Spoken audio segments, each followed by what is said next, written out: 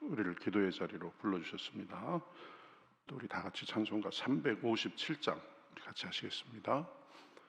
357장입니다. 주 믿는 사람 일어나.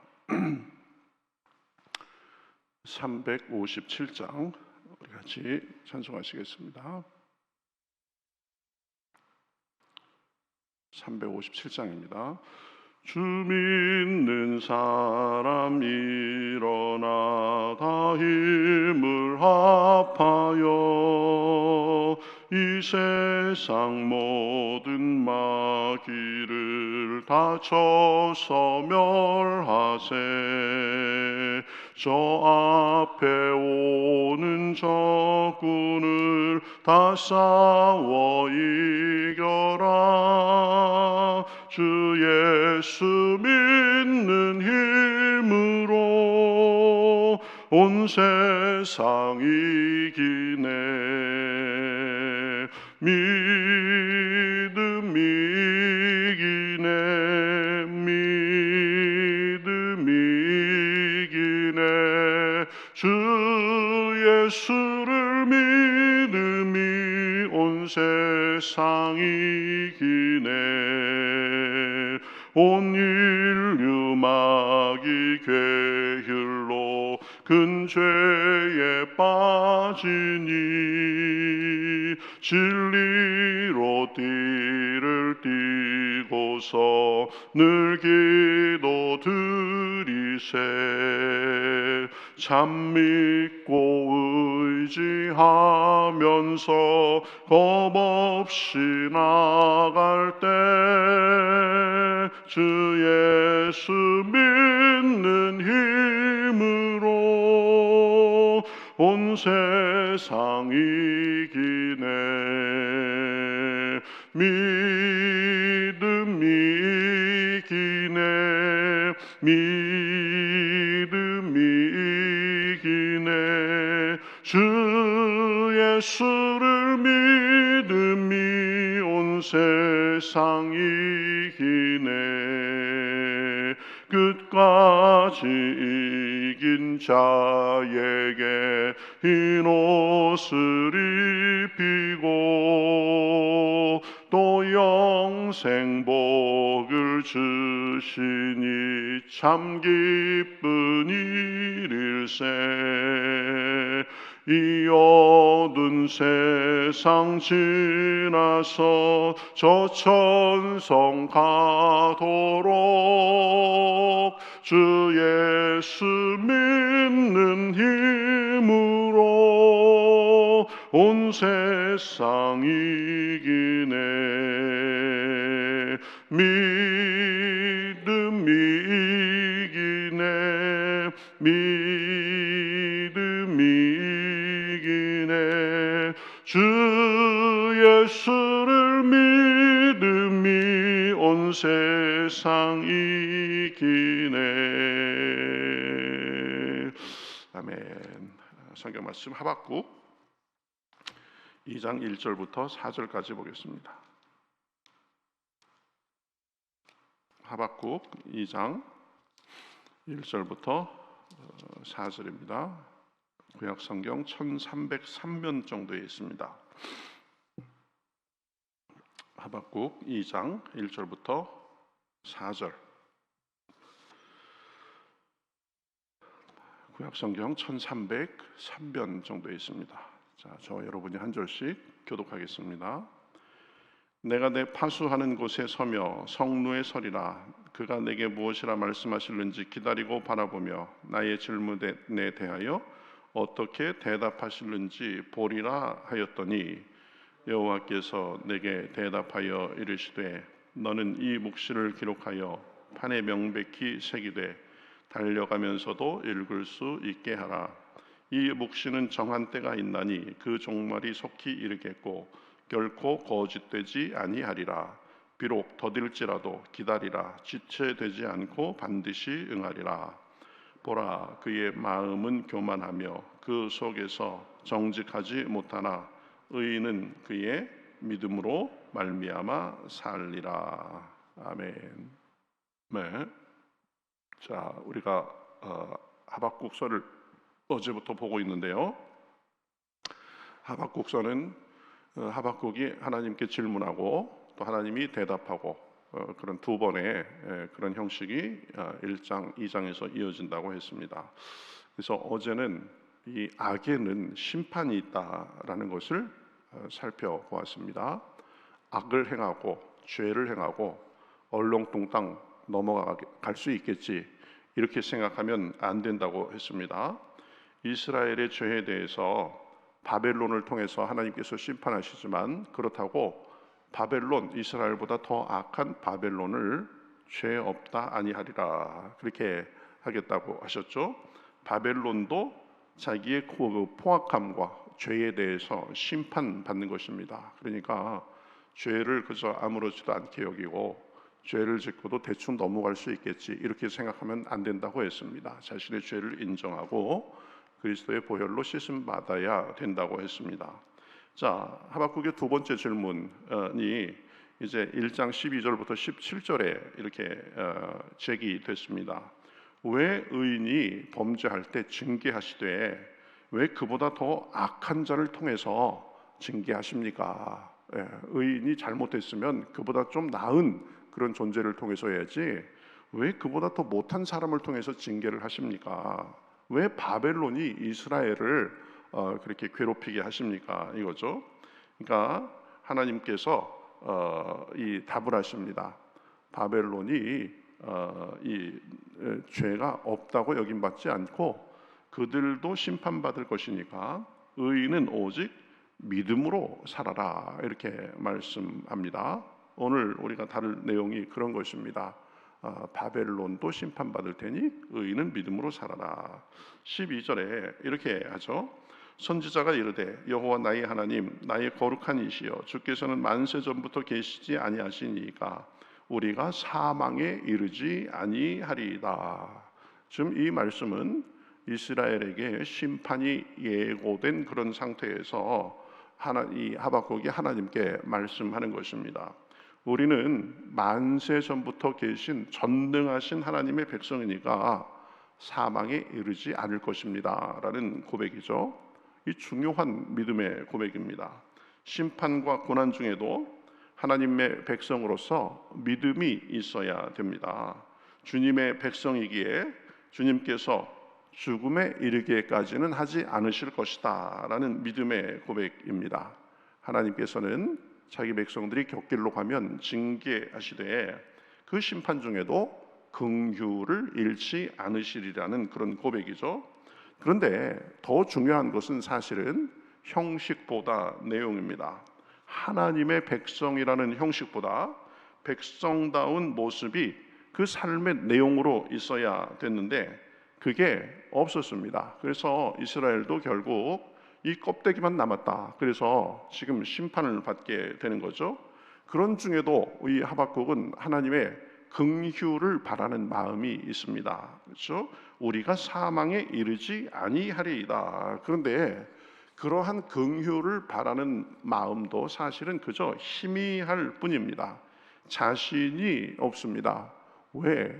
하나님께 자기가 별로 올바르게 한 것이 없기 때문에 그렇습니다. 자기 민족을 봤을 때 하나님의 백성이라는 사실 외에는 하나님의 백성답게 산 것을 내세울 게 별로 없기 때문입니다.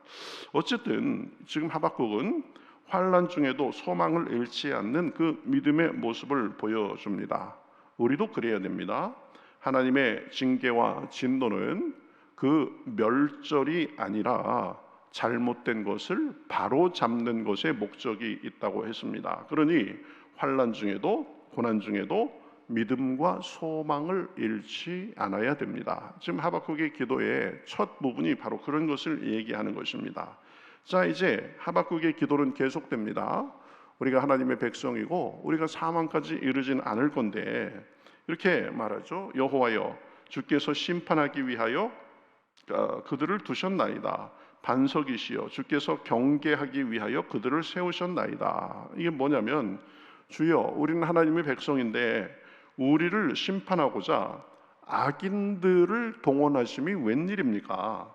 그들은 우리보다 더 악한 자들인데요. 지금 이렇게 하나님 앞에 하소연하는 것입니다. 13절에 보면 주께서는 눈이 정결하심으로 악을 참아 보지 못하시며 패역을 참아 보지 못하시거늘 어찌하여 거짓된 자들을 방관하시며 악인이 자기보다 의로운 사람을 삼키는데도 잠잠하시니까. 바벨론의 악을 왜 보지 않으십니까? 왜 우리보다 더 악한 자들이 우리를 괴롭게 하십니까? 이 말이죠. 그러면서 17절에는 이렇게 말합니다. 그가 그물을 떨고는 계속하여 여러 나라를 무자비하게 멸망시키는 것이 옳으니까. 바벨론 저 사람들 나쁜 사람들입니다. 그저 마구 흉포하게 여러 나라를 지금 침략하고 멸망시키는 그런 사람들 아닙니까? 왜 그들을 보고만 계십니까? 우리도 왜 저 사람을 우리도 이렇게 보면 생각할 때가 있죠. 저 사람 하는 거 보면 나쁜 사람인데 아주 속으로 악한 마음을 먹고 작정하고 아주 나쁜 짓을 해가지고 저렇게 저 자리를 누리고 있는 사람인데 왜 저 사람은 저리도 저렇게 멀쩡합니까? 저는 뭡니까? 이런 생각을 하게 될 때가 있습니다.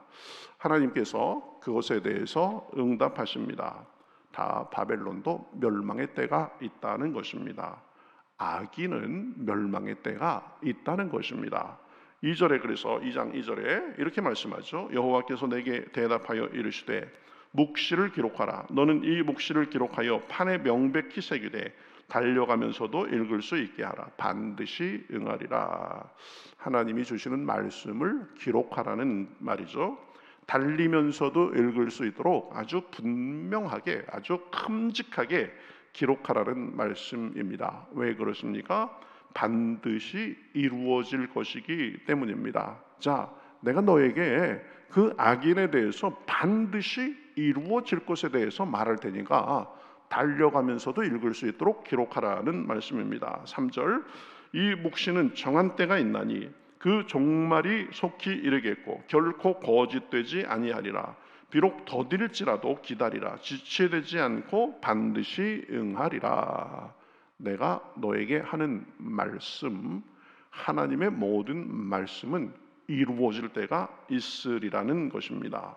여기서 이 하나님께서 하신 말씀의 구체적 내용은 바벨론의 종말이 속히 이르게 될 것이라는 말씀입니다. 바벨론이 이스라엘을 향한 심판의 도구로 쓰였지만 그들도 역시 자기들의 악으로 인해서 하나님의 심판을 받게 될 것이라는 말입니다.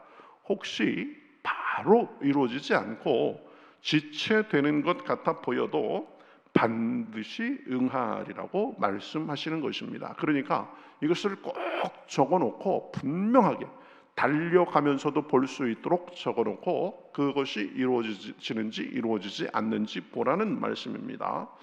하나님의 말씀은 반드시 이루어집니다.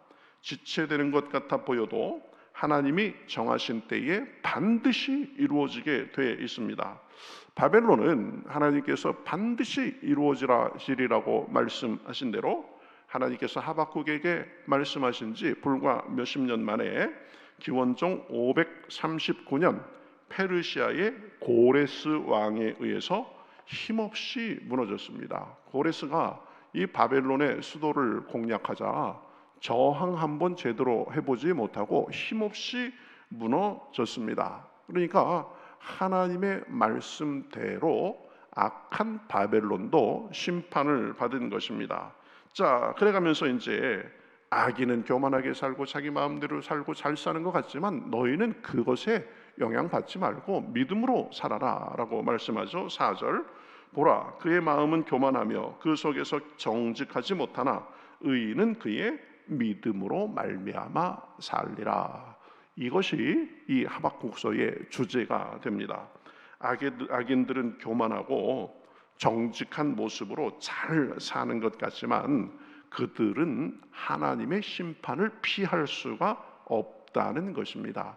악인들이 악행을 일삼으면서 거짓과 속임수를 일삼으면서 위선과 교만으로 가득한 채 세상에서 잘되고 사람들의 박수를 받고 누리고 그러는 것 같아도 그것은 껍데기일 뿐이라는 것입니다. 그들은 순간에 망할 존재들입니다. 그러니 그 악인들이 잘 되는 것, 떵떵거리면서 사는 것, 그거 부러울 것 하나 없다, 이 말씀입니다.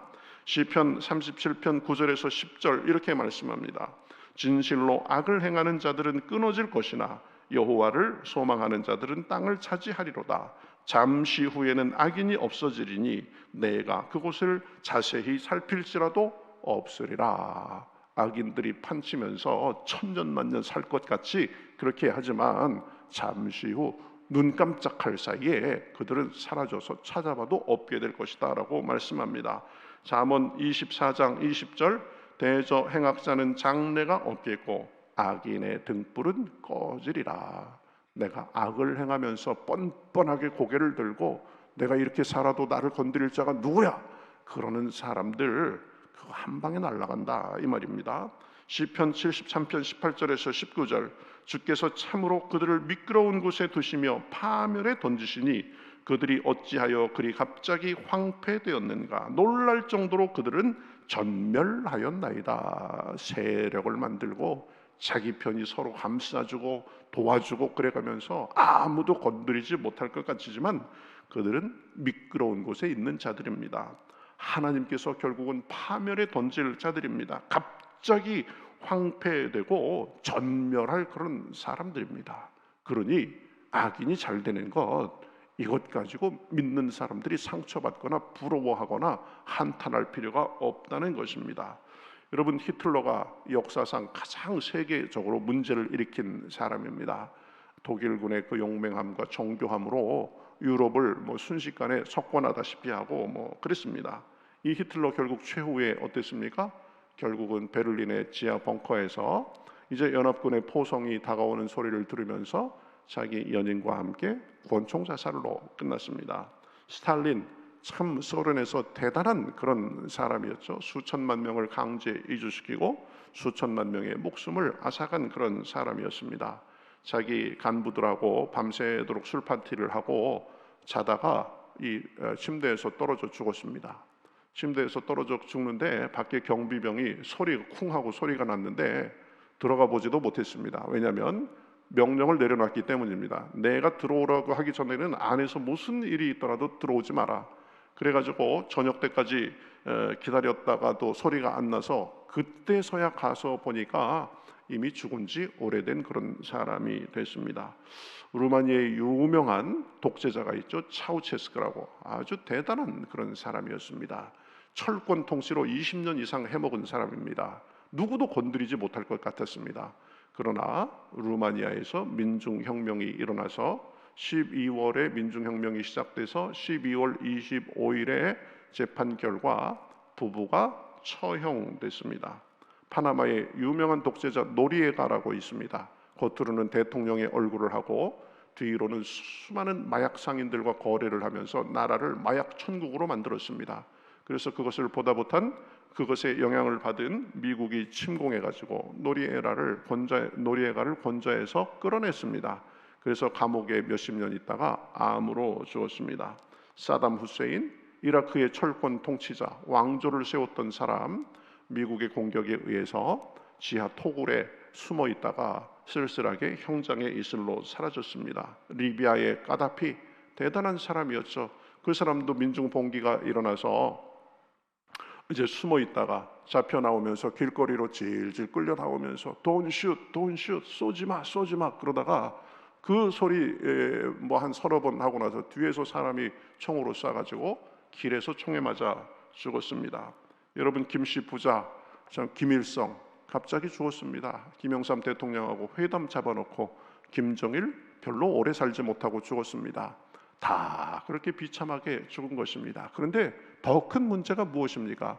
세상에서 그렇게 몇십 년 동안 권력을 누리고 그렇게 살은 것 같지만 어느 날 갑자기 망했습니다. 그것으로 끝난 것이 아니라 하나님 앞에 가서 그들을 영원한 지옥불에서, 지옥의 맨 밑바닥에 이 히틀러, 스탈린, 차우셰스크, 노리에가, 후세인, 가다피 이런 사람들이 있을 것입니다. 김씨 부자도 지옥의 맨 밑바닥에 있을 것입니다. 악인은 졸지에 그 죄값을 치르게 되어 있습니다. 그러니 우리는 하나님만 바라보며 믿음으로 살면 됩니다. 악인들은 졸지에 망하고 결국 하나님의 영광과 하나님의 정의만이 설 것이기 때문입니다. 14절 말씀처럼 우리가 보이지 않고 우리가 순간순간마다 느껴지지 않아도 물이 바다를 덮음같이 여호와의 영광을 인정하는 것이 세상에 가득하기 때문입니다. 하나님은 보이지 않아도 느껴지지 않아도 지금도 악인과 선의를 감찰하시며 그들에게 보응하시는 분이십니다. 우리는 그 하나님을 아버지로 모시고 삽니다. 모든 악을 꺾으시고 영원히 영광 받으실 만유의 주제가 되신 분이 우리 아버지가 되십니다. 그러니 세상에 살면서 악인으로 인해서 때로는 상처도 받고 이해 못할 일도 만나지만 하나님의 일하심을 믿고 우리는 그저 하나님만을 바라보며 믿음의 삶을 성실하게 살면 되는 것입니다. 그러한 은혜가 오늘도 기도와 삶 가운데 풍성하시기를 우리 주님의 이름으로 축복합니다. 자, 우리 같이 기도하겠습니다. 하나님 감사합니다. 악인이 그저 내로라 하면서 모든 것을 두려워하지 않고 떵떵거리면서 잘 살 것 같지만 그들은 결국 하나님 앞에 풀잎의 이슬같이 사라질 존재들입니다. 하나님, 우리가 악인의 잘됨을 보고 상처도 받고 때로는 내심 부러워하기도 하지만 그런 하나님, 그들은 하나님의 심판받을 것으로 알아 우리는 우리의 믿음을 잘 굳건하게 유지하며 믿음으로 살 수 있도록 주여 인도하여 주시옵소서. 모든 것을 심판하시고 주관하시는 하나님께서 결국 모든 세상의 일들을 올바르게 만드실 그날이 있음을 알고 우리는 믿음으로 주님을 섬기며 의롭게 그리고 하나님의 선을 추구하며 살 때에 하나님의 칭찬과 상급이 우리를 기다리는 줄 믿사오니 오늘도 그 믿음으로 우리 삶을 성실하게 살게 하시고 주님 앞에 온전한 삶을 살 수 있도록 인도하여 주시옵소서. 오늘도 기도할 때에 성령의 충만함을 부어주시옵시고 온 세계에 충만하신 하나님의 은혜와 능력이 우리 삶을 인도하실 줄 믿으며 살아계신 예수님의 이름으로 기도하옵나이다. 아멘.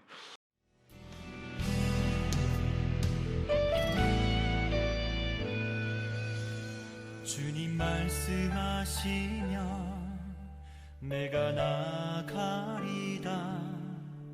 주님 뜻이 아니면 내가 멈춰서리다. 나의 가고 서는 것 주님 뜻에 있으니 오 주님 나를 이끄소서. 주님 말씀하시면 내가 나가리다. 주님 뜻이 아니면 내가 멈춰서리다. 나의 가고 서는 것 주님 뜻에 있으니 오 주님 나를 이끄소서. 뜻하신 그곳에 나 있기 원합니다.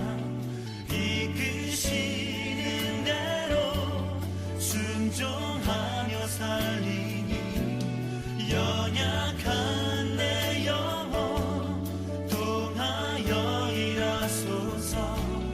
주님 나라와 그 뜻을 위하여 뜻하신 그곳에 나 있기 원합니다. 이끄시는 대로 순종하며 살리니 연약한 내 영혼 통하여 일하소서. 주님 나라와 그 뜻을 위하여 오 주님 나를 이끄소서.